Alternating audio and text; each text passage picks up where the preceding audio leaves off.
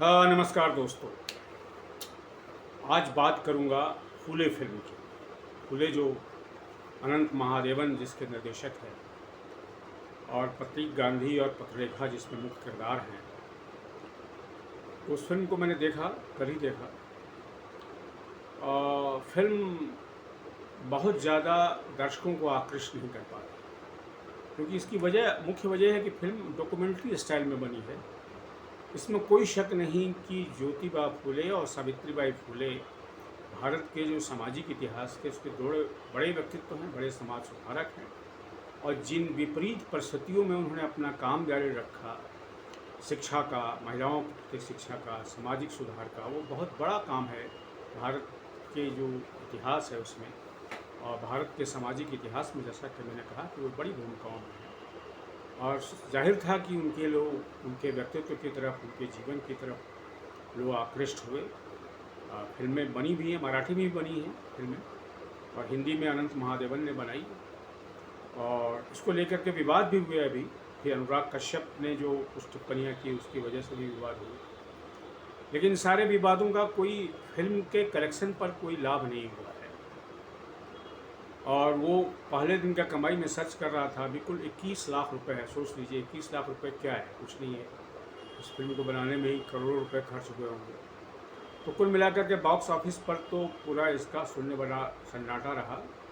हो सकता है कि OTT पर आने पर फिल्म कमाई और कर लेगी। और आजकल कोई फिल्में जब बन जाती हैं तो बहुत ज़्यादा घाटा नहीं होता है, कुछ ऐसा डायनामिक्स होता है। कई लोग प्राइवेटली भी दिखाते हैं फिल्मों को। लेकिन जो इसका बॉक्स ऑफिस पर जो इसका प्रदर्शन रहा वो बहुत अच्छा नहीं है। और मैं फिर से दोहराऊं कि ज्योतिबा फूले और सावित्रीबाई फूले जो हिंदुस्तान की इतिहास में, सामाजिक इतिहास के, मतलब उनकी जो भूमिका है, उसके जो पूरा जो परिप्रेक्ष्य है, उसमें बहुत बड़े व्यक्तित्व हैं। और 19वीं सदी का भारत जो था, जिसमें कई तरह की उस दौर में ऐसी चीज़ें थी जो समाज में आज ग्राह्य नहीं रह गई हैं।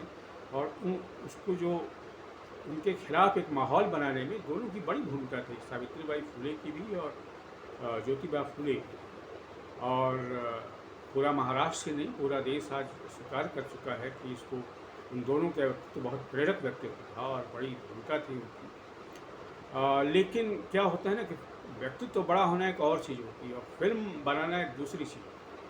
क्योंकि फिल्म बनाते हैं आप, तो फिल्म तभी सफल होती है जब वो दर्शक के एक बड़े समुदाय को बांधे रख सके अपनी सीट पर। अगर आप ऐसी फिल्म नहीं बनाते हैं तो कितना भी बड़ा व्यक्तित्व क्यों न हो, जो लोग सामने देखते हैं और जो लोग पैसा दे करके या टिकट खरीद के जो फिल्में देखने जाते हैं।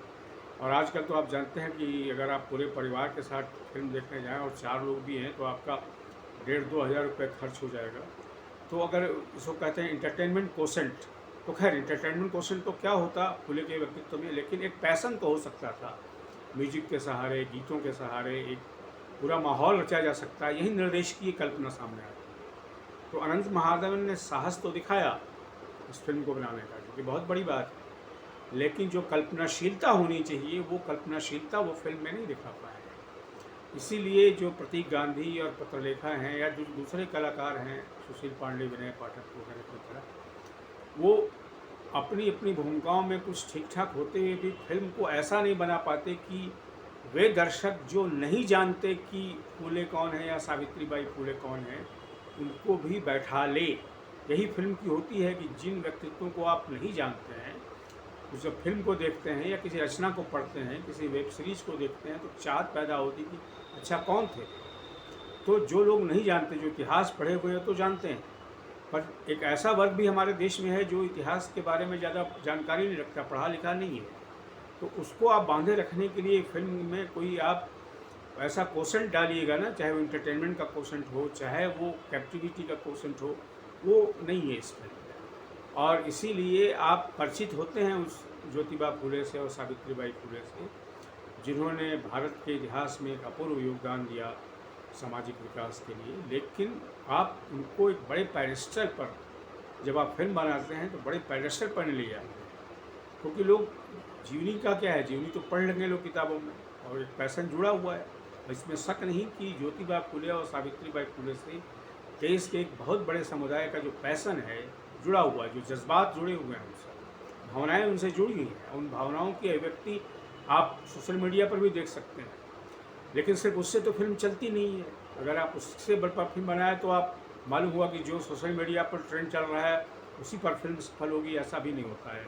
फिल्म कैसे कई बार उस ट्रेंड के बियॉन्ड भी जाती है जो सोशल मीडिया पर चल रहा होता है। तो बहरहाल यही हुआ है इस फिल्म का। मुझे तो लगता है कि इसके लिए निर्देशकीय कल्पना जो है, जिसमें पटकथा भी शामिल है, अभिनय भी शामिल है और फिल्म का पूरा डिजाइन शामिल होता है फिल्म में। और कई जगह तो जो संवाद भी हैं वो बहुत ढीले ढाले ढंग से बोले गए हैं, तो वह भी एक जिम्मेदार है इस फिल्म को इतना लो होने का। क्योंकि देखिए, आपने बहुत महान विषय उठा लिया और उसकी आप अभिव्यक्ति अगर ठीक से नहीं कर पा रहे हैं तो लोग उसको ज़्यादा देखते या सुनते भी नहीं। ये ऐसा होता है, हमेशा होता रहा है, हर देश की फिल्म में होता रहा है। आप सिर्फ कंट्रोवर्सी के बल पर चाहिएगा कि उस फिल्म को एक बड़ा दर्शक दे दें, तो ये होता नहीं है। बहरहाल ये अच्छी बात है, ज्योतिबा फूले और सावित्रीबाई फूले पर फिल्म बनी, हिंदी में आई है।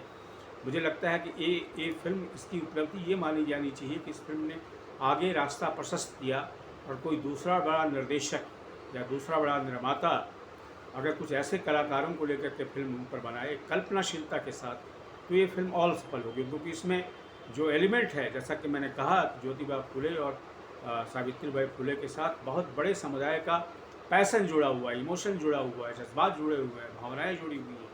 तो उस पैशन को, उस इमोशन को अगर आप चाहते हैं कि बॉक्स ऑफिस पर ट्रांसलेट हो, ज़्यादा से ज़्यादा दर्शक उसे देखें, तो उसके लिए आपको फिल्म बनाने में भी एक ख़ास तरह की तैयारी करनी है। तो आज के दोस्तों में वीडियो इतना ही। आपसे निवेदन है कि मेरे इस यूट्यूब चैनल को सब्सक्राइब करें, लाइक करें और इस पर अपने कमेंट भी लिखें। और हाँ, अगर आपने ज्योतिबा फूले पर बनी है फिल्म, ज्योतिबा फूले और सावित्रीबाई फूले पर बनी है फिल्म पूरे देख ली है, तो आपको कैसी लगी ये भी आप कमेंट बॉक्स में अवश्य बताएं। Thank you very much.